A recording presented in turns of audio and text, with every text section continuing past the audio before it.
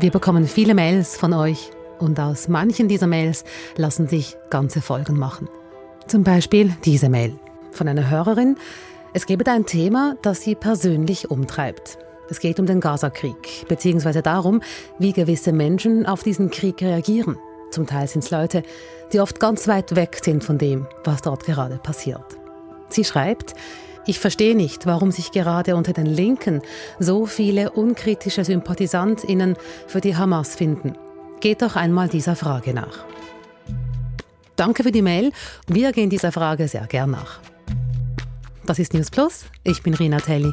Salut zusammen. Diese Mail, über die haben wir lang geredet, heute auf der News Plus Redaktion. Die Hörerin möchte nicht, dass wir im Podcast ihren Namen sagen, was wir natürlich respektieren. Was sie beschreibt, das kann auch ich immer wieder beobachten. Dass es Hass gegen Jüdinnen und Juden gibt. Das zeigt sich bei Demos auf den Straßen oder bei unerträglich lauten Diskussionen im Netz.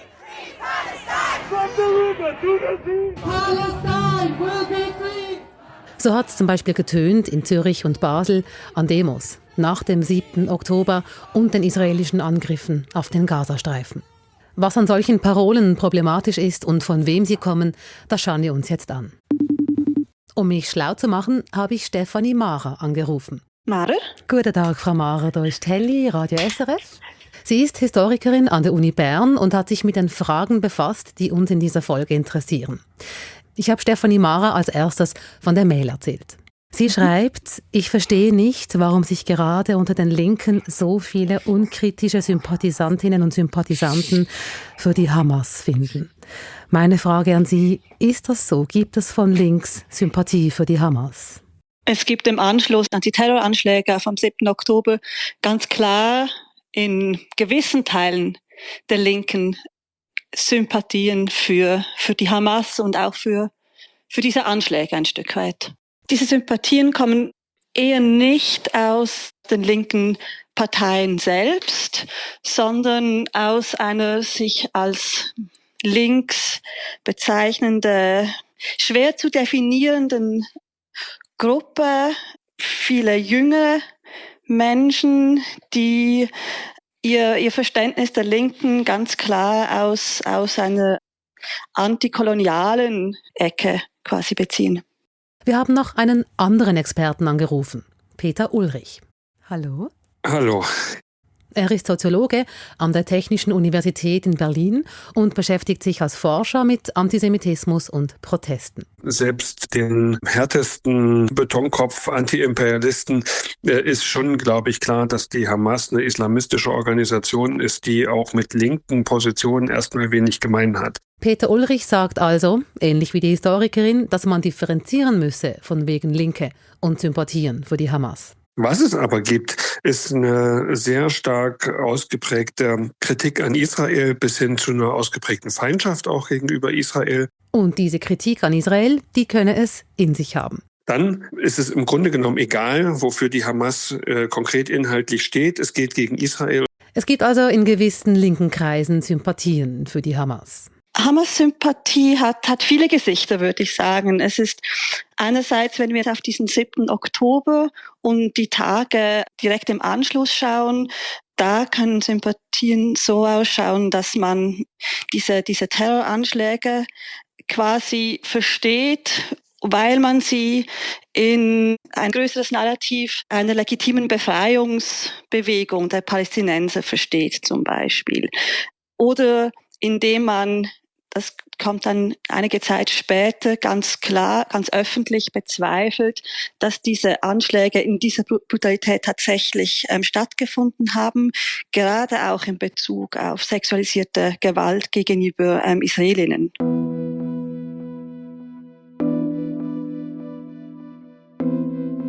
Schauen wir uns an, was das genau bedeutet, Sympathie für die Hamas. Ich kann mal aufzählen, was mir so auffällt. Wenn es um den Terror der Hamas geht, höre ich immer wieder ein Ja, aber. Also ein Aber im Sinn von, dass es schon einen Grund für den Angriff der Hamas gegeben habe.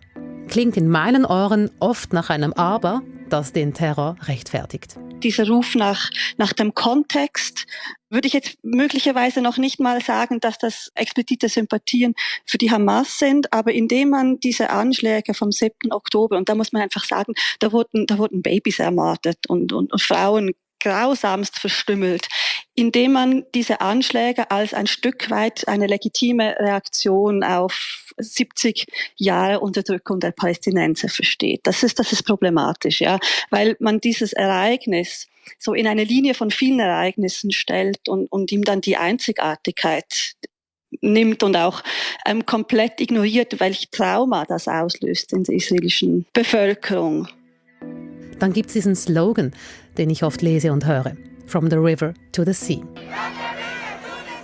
Dieser Slogan wird auf den Straßen Europas und auch Amerikas und natürlich auch im Nahen Osten lauthals propagiert.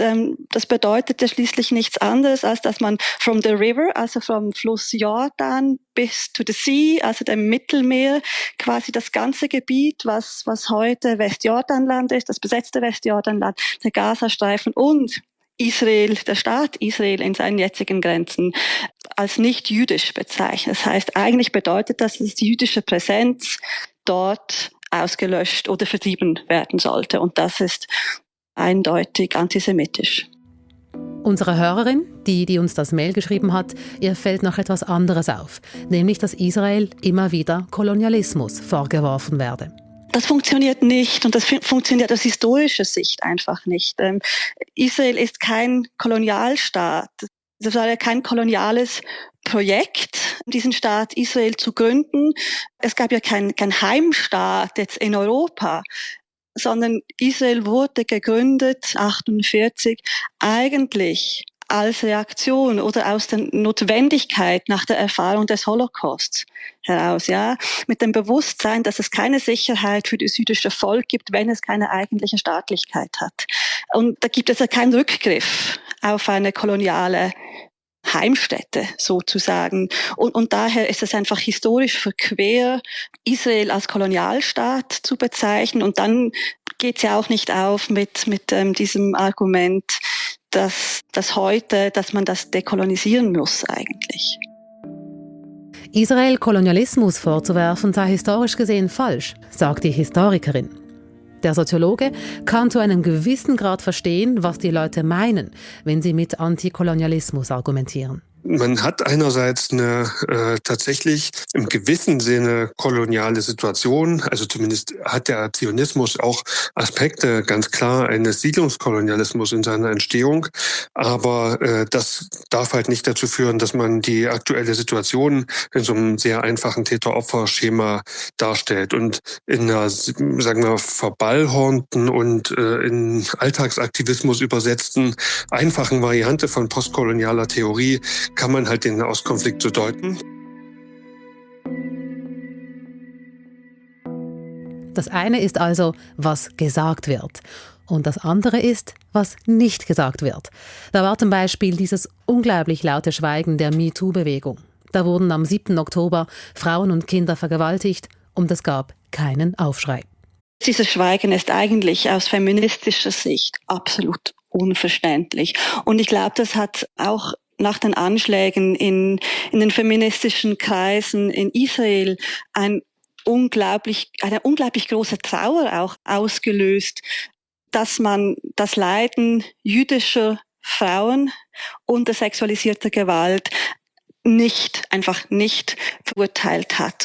Aber auch Schweigen könne eine Aussage sein. Was das natürlich bei israelischen Frauen dann ausgelöst hat, dieses Gefühl, dass Gewalt gegen eine jüdische Frau einfach nicht gleich stark verurteilt wird wie Gewalt gegen eine nicht-jüdische Frau. Also diese Angst vor diesem Antisemitismus auch ganz stark zur Sprache gekommen ist. Aber warum eigentlich? Woher kommt diese Sympathie für den Terror der Hamas? Unsere Hörerin hat es in ihrer Mail so beschrieben. Sie sei entsetzt über die Angriffe des israelischen Militärs auf Gaza, die sich auch gegen die Zivilbevölkerung richte. Und die Abriegelung, die treffe ja vor allem die Schwächsten. Was sie aber nicht verstehe, wieso sich große Teile der queeren und/oder antiautoritären, liberalen und radikalen Linken ausgerechnet mit der Hamas so unkritisch solidarisieren. Als linke, queere Jüdin fühle sie sich gerade sehr allein.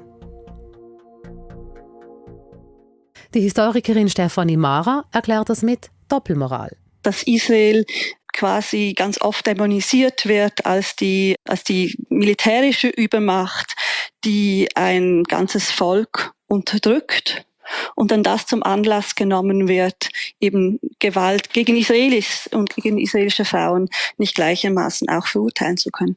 Nach all dem, was ich jetzt gehört habe, drängt sich eine Frage ganz fest auf. Wie können wir menschlich bleiben? Wie können wir Mitgefühl mit den Opfern in Israel und in Gaza zeigen? Ich meine, so unmöglich kann das ja hoffentlich nicht sein. Ja, es ist eine gute Frage und eigentlich ist die Antwort darauf so einfach. Es ist so klar, dass eine völkerrechtswidrige Besatzung nicht hinzunehmen ist. Es ist genauso klar und offensichtlich, dass das Abschlachten von Menschen, auch wenn es noch so sehr gemeint sein sollte als ein Akt der Befreiung, ich glaube auch nicht, dass es so gemeint war, dass das nicht akzeptabel ist und dass das basalen Anforderungen an menschenrechtliche Grundwerte widerspricht. Es gehe nicht um Pro und Contra.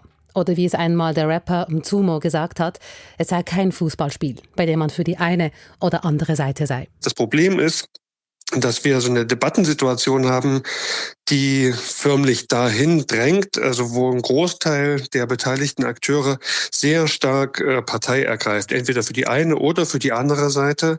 Und dann wird jedes Argument in so einem Nullsummenspiel als entweder für die eine oder für die andere Seite sinnvoll gesehen, aber de facto haben wir eine mehrdimensionale Konfliktkonstellation. Haltung zeigen, ohne antisemitisch oder islamophob zu sein, das sei möglich. Ich denke, indem wir versuchen, das Leid zu sehen, wo es ist und das anzunehmen und zu anerkennen. Also wir dürfen bei diesen ganzen Diskussionen um Antisemitismus wirklich auch nicht vergessen, dass die Zivilbevölkerung in Gaza unglaubliches Leid erfährt. Das ist grauenvoll und das muss benannt werden, das muss angenommen werden und dazu darf man auch nicht schweigen. Und gleichzeitig darf man nicht in antisemitische Rhetorik oder Gefühle abdriften. Ja, ich glaube, man muss diese Dinge klar benennen können und auf beide Seiten schauen. Das war's für heute mit News Plus. Falls euch auch etwas beschäftigt, dann macht es wie die News Plus-Hörerin, die uns zu dieser Folge inspiriert hat. Wir freuen uns über Themen und Feedback, zum Beispiel per Mail an newsplus@srf.ch. Ihr könnt uns auch eine Sprachnachricht schicken. Die Nummer findet ihr im Beschrieb zu dieser Folge. Heute sagen Marc Allemann, Silvia Staub und Rina Telli Tschüss und bis morgen.